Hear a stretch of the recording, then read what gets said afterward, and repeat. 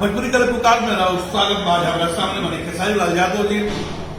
जगह से पहले भी हमारा बात भई रहे वह सब देखले भी रही, यहाँ के बयान भी वह सब देखले रही, सब लोग काफी सराहनीय भी रहे। ये कुछ चीज बताई, आज कुछ भोजपुरी में चर्चा कर ली हमने कहा आपस में हुआ सबके साथ और और एक बात समाज में जाना, आज भोजपुरी गीत का चोरी चुनर तक की सिमट करेंगे। देखिए, संगीत कबो बुरा ना होगा। सबसे पहले वो चैनल के देखो जितना भी श्रोता बड़े सबके पहुंच चुके हैं। संगीत कबो बुरा ना होगा, ओकरा के गावे वाला और समझे वाला ही बुरा होगा। संगीत तो जिसमें पवित्र चीज तो धरती पर कौन चीज है नहीं। कितनों भी लोग उलझन में बानी, कितनों भी कष्ट में बानी, कितनों भी लोग परेशानी में बानी, और संगीत ऐसा चीज होला कि ओकरा के देखला और सुनला के बाद आदमी के फिर भी बैक हो जाला, फिर एगो ताजा एनर्जी आ जाला। तो 4 वेद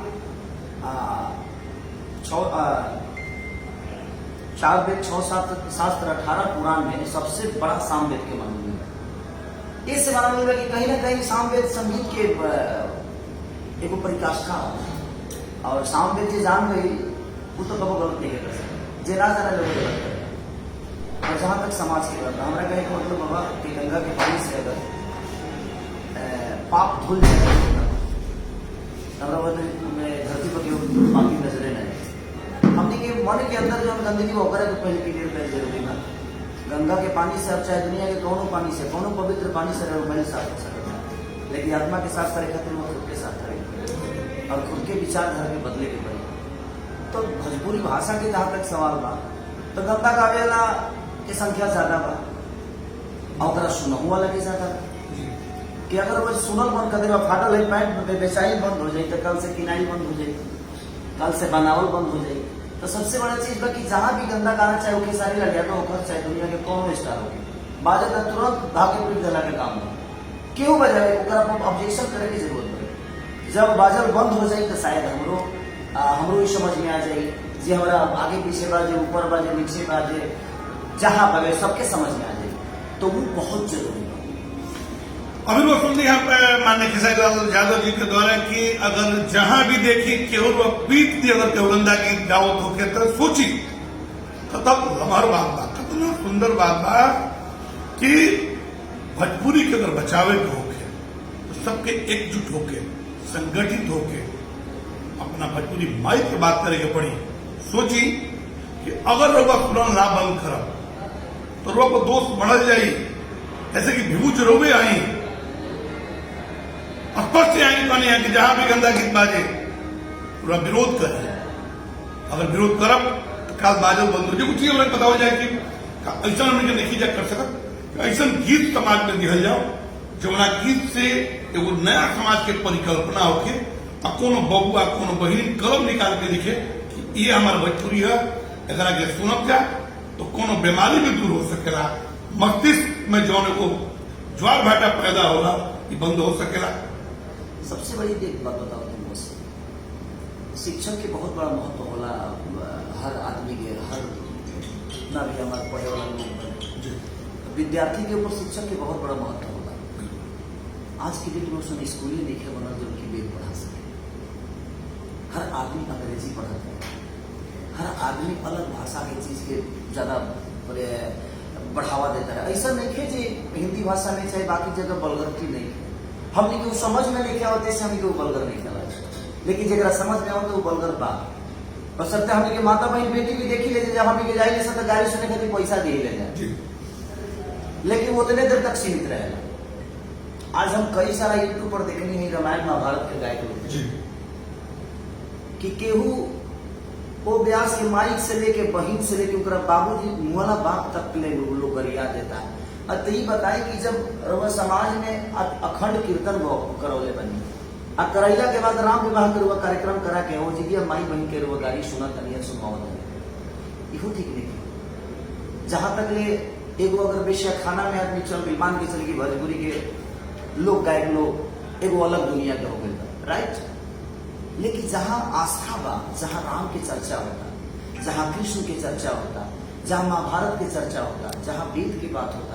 और वो जगह पर कौनो ऐसा शब्द नहीं है बाबा जौन हम तो कई सारा ऐसा देखनी है, कई सारा मैंने यूट्यूब पर देखने, कई सारा व्यास लोग के देखनी है कि मैंने माइकवा से हट के ऐसा कुछ बोल देता लोग कि लोग के समझ में तो आइए जाता, थोड़ा सा माइकवा से हटा लोग इतना तो माइक पर गरियावल शुरू हो गया। ये बहुत थोड़ा सा दुखद बात, इसलिए हम वही विधा से आयल बनी, रामायण महाभारत के विधा से आयल बनी। तो हमें सबके सोचे की जरूरत बा, इसलिए भोजपुरी भाषा खाली खेसारी लाल यादव के नाम, चाहे नंद बाबा के जिम्मेदारी नहीं, ये जिम्मेदारी पूरी भोजपुरी समाज के बा, 12 करोड़ जनता के बा, 42 करोड़ जनता के बा। तो कहीं ना कहीं हमें के खुद के भी नियंत्रण रखे के पड़ी और अपने भाषा के प्रति लगाव बहुत जरूरी है। और जब तक ले लगाव हुआ ना हो तब तक ले शायद समाज की विकास ना हो सके। बाहर मिला तो लोग कहते कि भोजपुरी माने पौर, सीधे सीधे पौर, बड़ा शर्म होता काय सुन पहले आओ जहाँ कोनो चौक चौराहा पे या कोनो देश विदेश के कोना में जाइए वो या वो पहचान मिला अपना भोजपुरी के और लोग गर्व से कहे कि यह भोजपुरी। बाबा भोजपुरी के पहचान की जरूरत नहीं है, भोजपुरी ऐसी भाषा होने के बाद उससे बड़ पहचान को हो ही नहीं कर सकती। उदाहरण के सारे लगे तो हम भोजपुरी बोल के यहाँ तक ले पहुंच सकते, ऐसा नहीं है कि हम अंग्रेजी बोल के यहाँ तक ले पहुंच सकते। चाहे दुनिया के जितना भी भोजपुरी समाज के लोग बा सभी अगर जितना बड़ा बड़ा दर्जा बाबा चाहे बड़े बड़ा चीज बाबा तो कहीं ना कहीं बड़ा स्थान पर मिले तो भोजपुरी भाषा के बदौलत ही मिलता। हम लोग क्या करोड़ों में लोग जाना था कहीं ना कहीं भोजपुरी भाषा की वजह से जानता, हमारे के अंग्रेजी तो जानत नहीं है क्यों। तो भोजपुरी पहचान के मोहताज नहीं है, भोजपुरी की पहचान बनल रहे कि हाँ जहाँ तक फैक्टर जमुना के वो गाना के सिर्फ गाना ही अश्लीलता के बढ़ावा नहीं देते। हमने के मन में जब तक अश्लीलता ना हुई तब तक ले हमने के बताइए जब हमारा मीट खाए के मने ना करी, मीट खाए के मन ना करी तो दूध के दुकान पर जाए ना तो पहले तो हमारा मन के बनाने के पड़े कि हमारा मीट खाए के मन मत करो, या हमके अगर हमारा शरीर के भूख मिटावे के बाद तो हम भगवान के साथ तबे मिले तो भगवान से हमारा लगाओ, हमारा भाषा से लगाओ, हमारा अच्छा सुनने की आदत पड़ जाएगी। तो जब अच्छा सुनने की आदत पड़ जाएगी तो दुनिया में कोनो चीज तबे भी डाला जब ओकर डिमांड हो जाए, तबे बिकाई जब ओकर डिमांड हो। एक बार बिहार में दारू बंद बा फिर वो जानता नहीं, बिहार में दारू बंद बा लेकिन एक पिए के बा वो झारखंड चल जाता, एक पिए के बहु कलकत्ता चल जाता, एक पिए के बहु नेपाल भाग जाता, एक पिए के बहु यूपी चल जाता। यहाँ तक लेकिन हो जरा जाऊँ बुझाता अपने हिसाब से अपन जीवन चला रहा हूँ। अच्छा एक चीज बताइए, यूट्यूब पर जातिवाद, जिलावाद के जिला के फलाना जिला सार है फलाना एक कई के गीत जो रहा होता समाज में कुछ खास संदेश हो। देखो हमारा गाना ही है वो चलते बड़ा विवाद है कि भतार भटियारा रहता चले आ लॉकडाउन के टाइम वो गाना के मतलब भतार भटियारा के मतलब का होगा। हम यहाँ भटियारा पहले की हम गलत करेला साफा भटियारा हो गया यार, उसको बोलने का लोग नहीं है, वो किसी को छेड़ देता है। तो हम यहाँ हमने क्या पता ना वो बोला जाएगा कि ना लेकिन भटियारा सब गाड़ी ना हो वो केहू गलत करे तरह सा भटियारा हो बड़ी करे हमनी के कही देता। तो हमारे में शब्द रहे कि भतार भटियारा रहता जाके वो पत्नी से दूर है किसी और आदमी के साथ रह रहा है तो मैंने कि साफा लाज है छोड़ दिया है, भटियारा हो गया है किसी और के साथ रहा है, क्योंकि जितना लाज शर्म ना हो करेगा उनके भटियारा कह देगा साफा भटियारे कहे।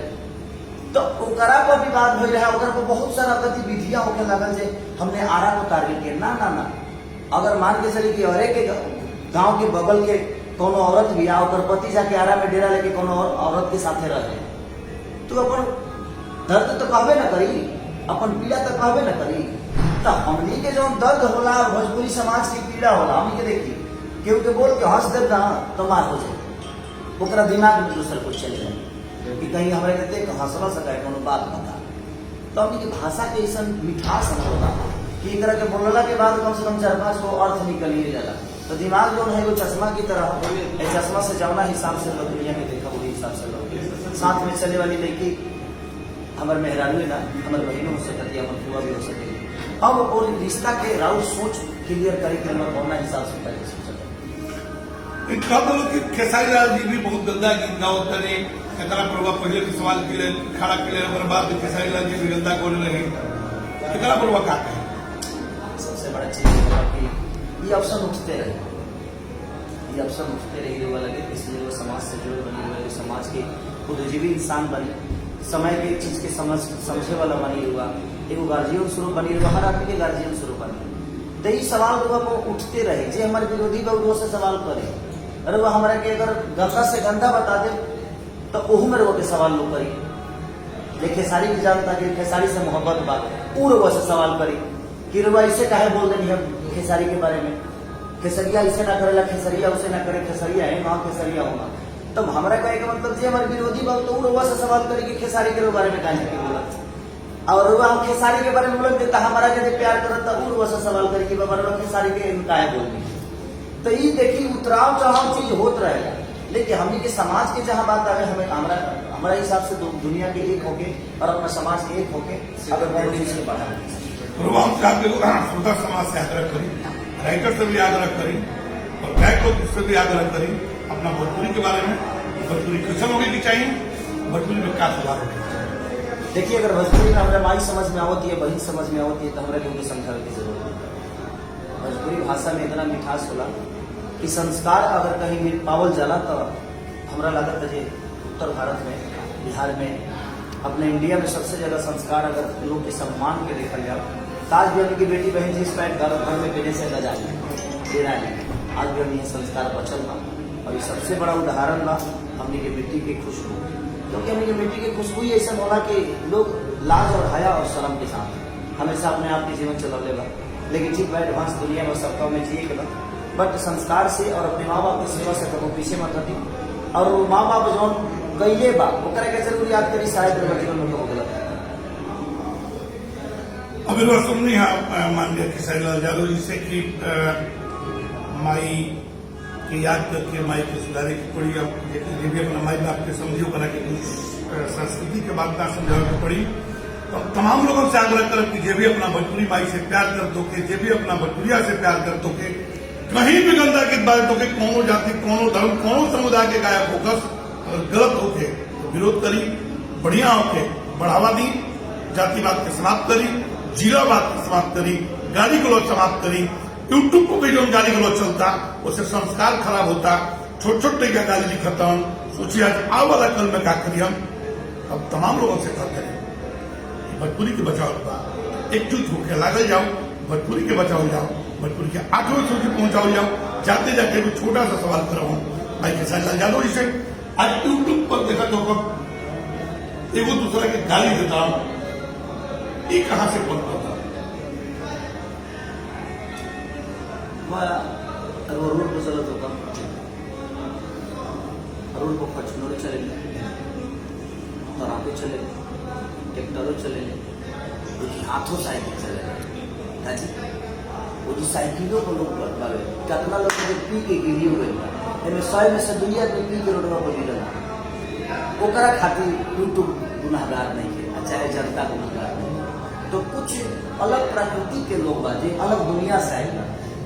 ओकरा फेसबुक पर अपन पहचान बनाने के बाद, केहू के गरियाइए के पहचान बनाने के बाद, केहू के उल्टा बोलिए के पहचान बनाने के बाद, ओकरा के लोग कब रोकिए ना पाए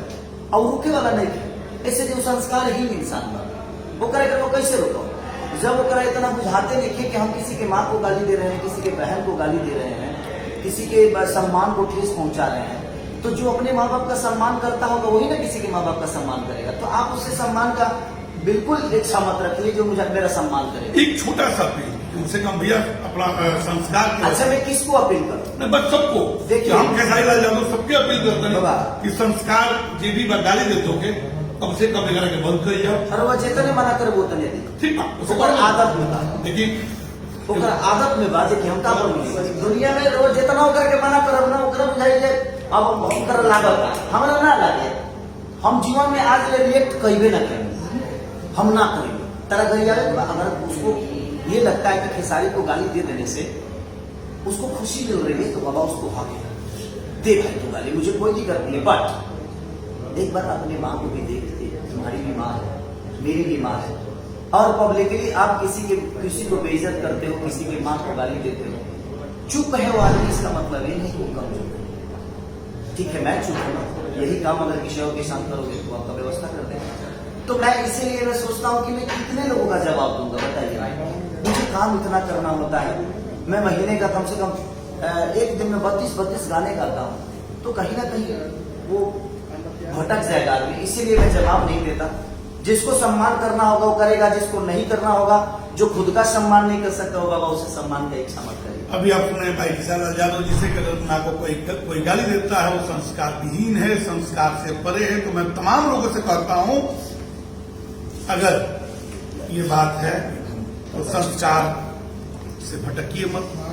किसी के माँ बहन को गाली मत दीजिए, क्योंकि वो आपकी भी माँ है, आपकी भी बहन है, आपकी भी बेटी है